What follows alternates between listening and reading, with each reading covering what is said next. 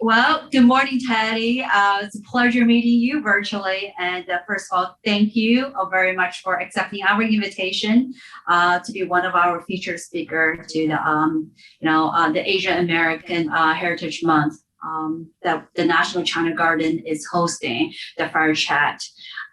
So today, to get started with, if I may ask of you, could you please just introduce yourself to our audience?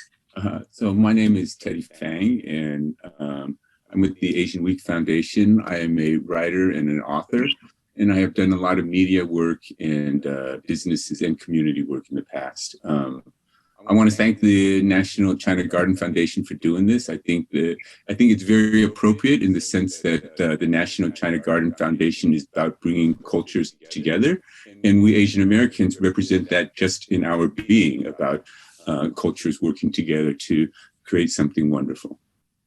Absolutely. Thank you.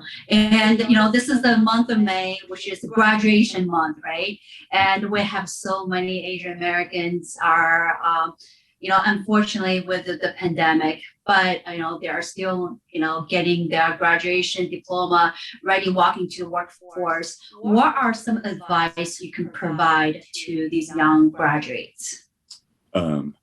I guess what I would say to these young graduates is to really try to reinforce upon them that they are such a consequential generation for our Asian American community. The work that they will be doing, the potential that they have, really can make a big difference, not just for the future of the Asian American community, but for our country, And just to talk a little bit about the potential of these graduates to make a difference for our community. I think it's important to understand that our community, the Asian American community, is a very young community. We are a new phenomenon. Really, although, we have the Chinese that built the railroads and, the Japanese, they had the internment during World War II. But for Asians in America, we really started around 1965 with the 1965 Immigration Act that allowed Asian families and families to come to America as a group. That is what really grew our presence, our population, our community in the United States. By way of example, if you look at the demographics, if you just look at the numbers, in 1965, there are 800,000 Asians in America. Today, there are over 20 million Asians in America. More than 97% of us are all here since 1965. So we are a young community and a growing community. More than that, in the time that we have been here, not only are we the fastest growing ethnic group in America, but in so many other areas, we're also the fastest growing. And we have a lot of power and potential to do even more. Again, just to rattle up numbers, an economic power of Asian Americans, we are at $1.3 trillion, Asian Americans. Asians in America control $1.3 trillion in economic power. When you look at our buying power, the same thing. When you look at our educational achievements, the number, our percentage of college degrees and college graduates and professionals is like double the general population. And so we have this potential and we have this growth that continues to happen. I talked about the economic buying power of Asians. I think 10 years ago, maybe less than 10 years ago, we were about 600 million. And today we're over nearly 1.3 trillion, more than doubling in just a decade. So we are growing not just in numbers, but in power, and we are growing exponentially faster than any other group in America. So I think those two things are really important for our young graduates to understand today, that they have the potential to make this difference because we are just at the beginning of becoming who we are as Asians in America. And we have the generations that have come before have set such a good base and provided such potential for this new group of graduates to keep moving forward. That's great. And I'm sure they were all inspired for what you have accomplished as well. I know, next topic I want to mention a little bit is about Asian Week. I know you have taken a big, both you and your family have, played a significant role with the publishing of the Asian Week. And obviously it's the longest run in a newspaper in North America. Is that fair to say? Yes, absolutely. And obviously, can you please tell the audience, let us know what is your role and responsibilities at Asian Week Foundation, please? Mm-hmm. So we started the Asian Week Foundation as a vehicle to do community work. And it was named after the Asian Week newspaper, which was started by my father. With the Asian Week Foundation, really what we wanted to do was to help develop the Asian American community. Another really important aspect when you talk about being Asian is that my former professor, Ronald Takaki, who is known as the father of America's multicultural history and has written like 15 books on the subject, he used to have a saying, and he would say, "There are no Asians in Asia." When we go to China, we have Chinese people. You go to Japan, they're Japanese, Korean, and the Philippines are Filipinos. But when we come to the United States, all of a sudden we become Asians. And so this is, again, an example of why this is a new concept of being Asian. And there's 2 points to make to that. One is when we talk about being Asian, just by saying that we are Asian, we are claiming our American heritage because this is an American construction. But the other part of it is that we are many different cultures that come together as an Asian American community. And the diversity of the Asian American community, I think, is actually the strength of our community. And so at the Asian Week Foundation, one of the things that we were doing was exploring how this diversity of the Asian American community is also helping us to come up with our identity as Asian Americans. More and more, we want to know, what does it mean to be Asian? What does it mean to be Asian American? And the Asian Week Foundation started on the premise that identity cannot be formed like a piece of clay. Identity comes when you bring all the pieces together. The motto of the Asian Week Foundation is community, inspiring community through diversity. Okay. And what we preach is a paradox of difference. When we bring the Asian community together, we want the Chinese to come and show their culture. We want the senior Japanese to come and see how they're different, and the young Filipinos to come and be their own self.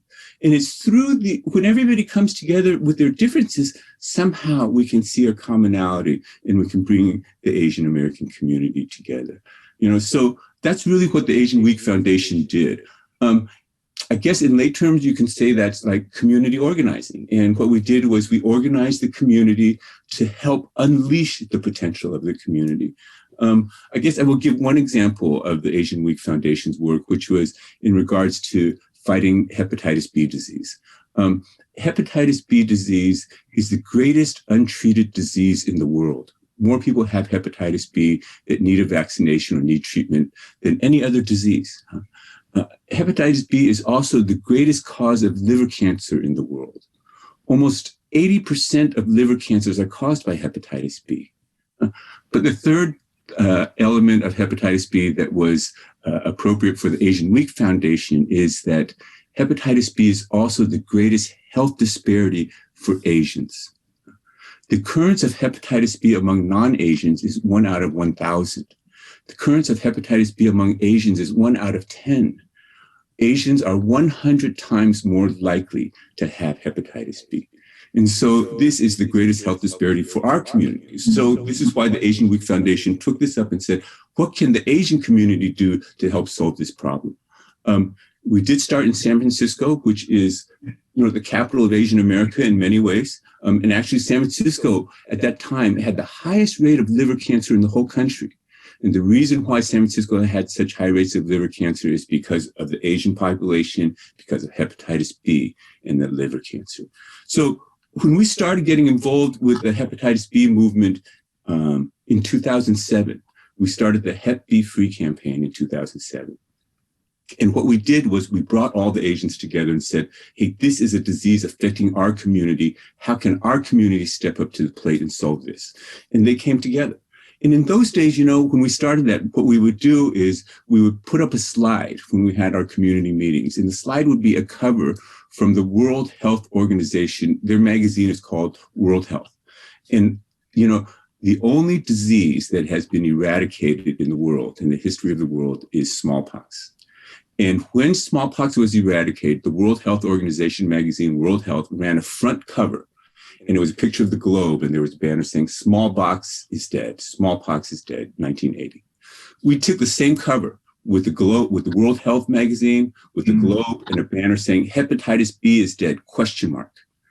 When can we eradicate hepatitis B? Because when we do eradicate hepatitis B, the history will write that it was the Asian American community that came together to end hepatitis B disease. So we worked together on this, and we worked we worked with the federal government. We worked with the CDC. Today, the CDC, the United States Centers for Disease Control, and the World Health Organization have declared that they will eradicate hepatitis B by 2030. Okay, and so we have gone from not even recognizing this disease to eradicating this disease. So we are on our way. And this is just an example of how these Asians came together to make this happen. Again, I'm a community organizer. I didn't know anything about hepatitis B disease. I don't know anything about medicine. But when the Asian community came together, they were able to do this. And so it's just an example of the power of the Asian American community when we do get together. Absolutely. And I have saw one of your latest interview about this, and, that's a huge accomplishment. And one of the campaign you are putting up is which one deserves to die? I thought that is eye-catching, and obviously with your help and the events that you have helped to organize, more and more Asian Americans needs to get tested and to be more proactive versus more reactive. I think that is the most important thing. Yes, and I will mention, you mentioned the Which One Deserves to Die campaign, which was a very successful campaign and an example of what the Asian American community is about. In that campaign, what we did was we took 10 Asians and put their pictures on the cover and on the billboards and said, one of them could get this hepatitis B disease and get liver cancer and die. And we did this with Asian families. We did this with the beauty pageant contestants. We did this with the basketball players.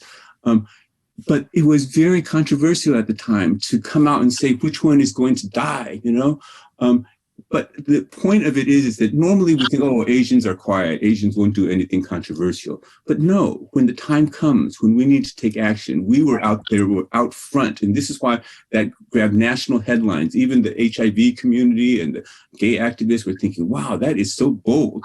But the boldness came from the Asian community. Good for you. Good for you. And as I mentioned, as you have it a little earlier, with the Asian Week, we have all that information. It was,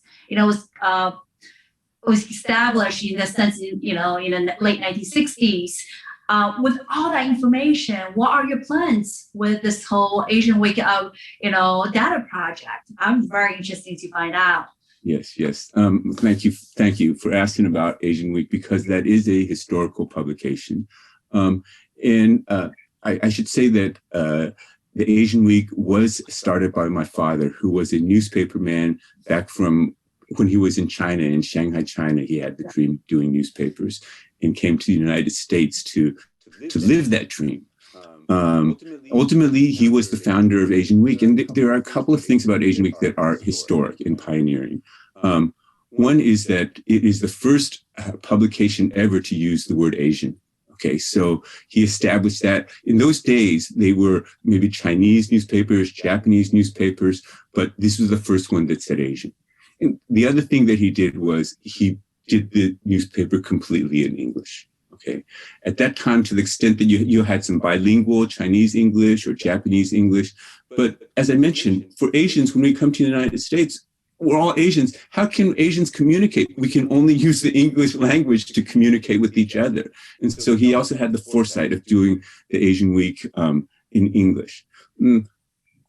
And as we've been talking about, in those days, in the 70s, into the 80s is when Asian American pioneers were just coming out, and their stories were not heard anywhere else, but they were making their own differences. And this is what Asian Week was covering at the time. In 1980, the first US census that Asian Week was around, just by chance, 1980 also is the first time the United States started counting the different Asian groups into one category of Asians.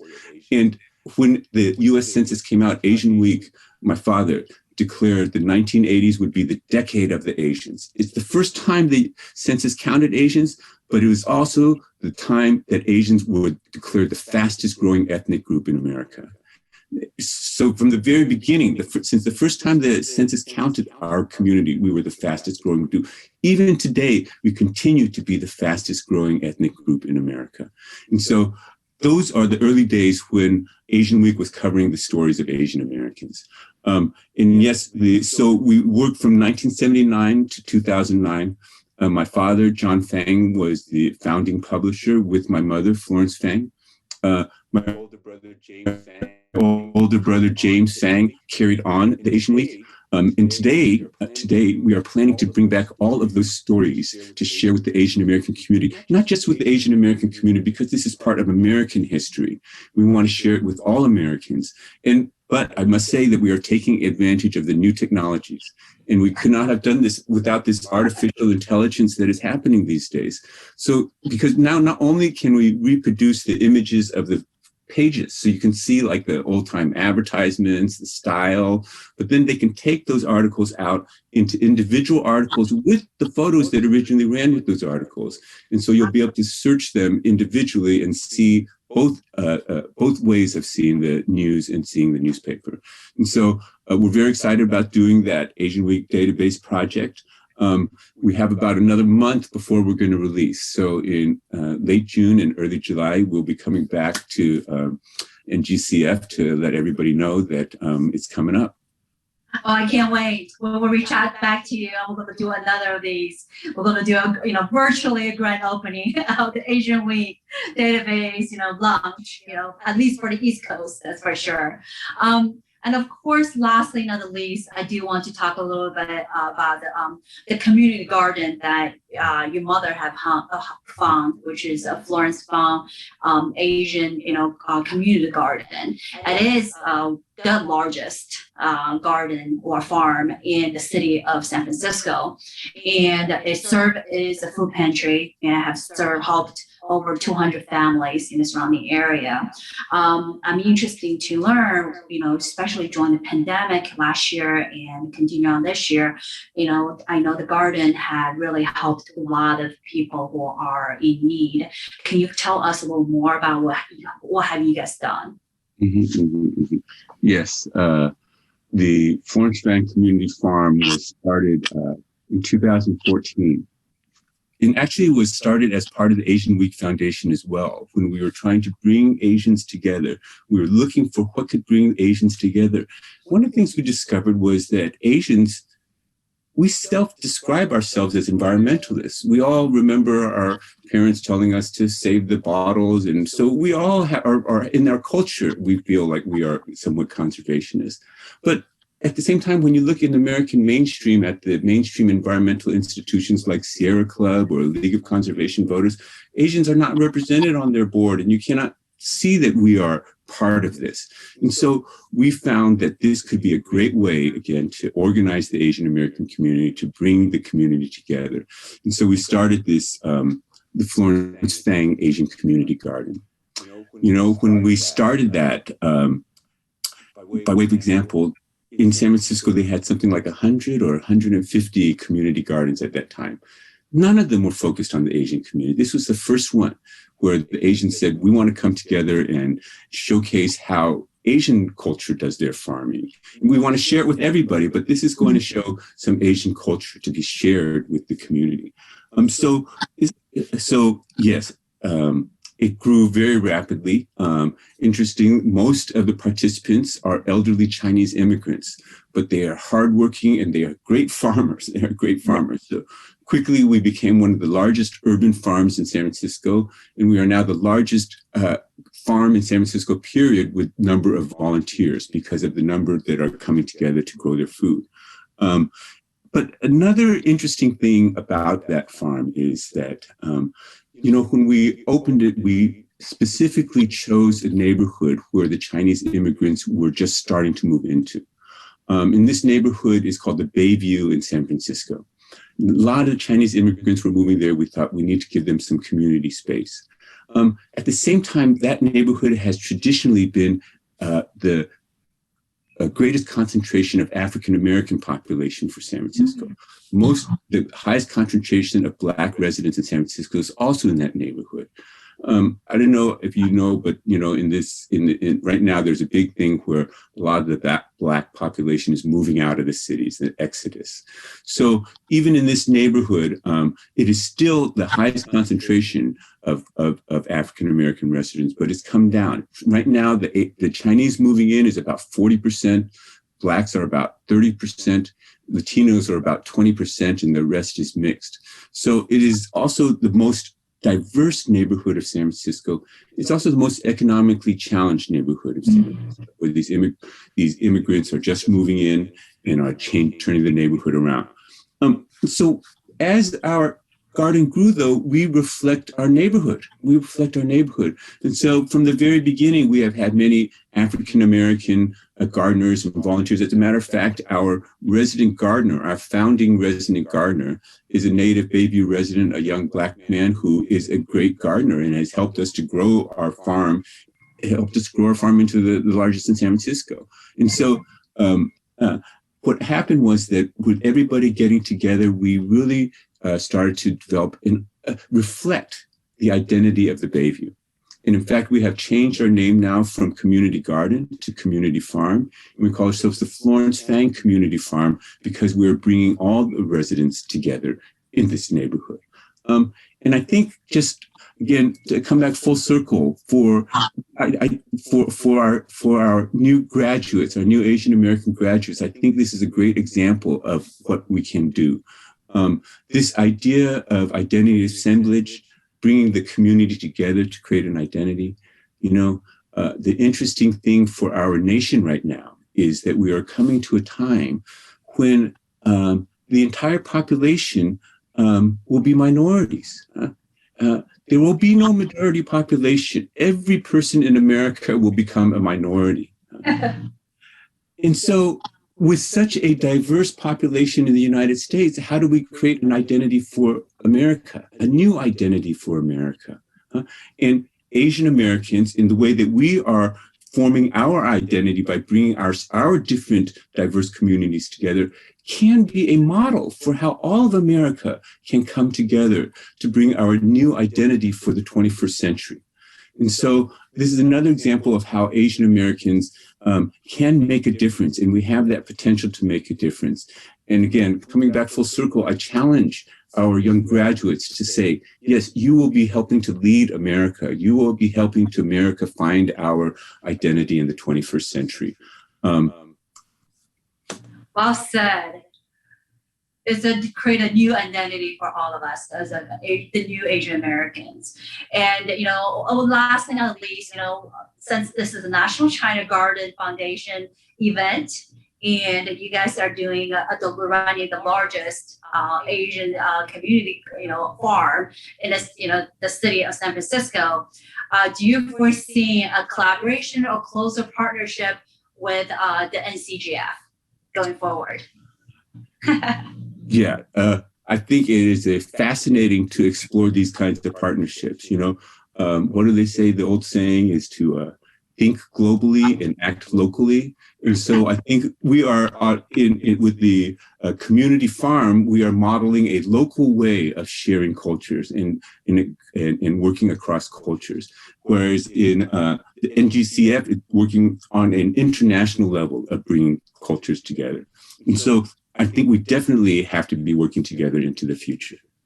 Absolutely. Well said. Thank you so much, Teddy. I really appreciate your time. I think that's the end of our session. Okay. What do you think? Is there anything else you would like me to bring up that you were anticipating I did not bring up?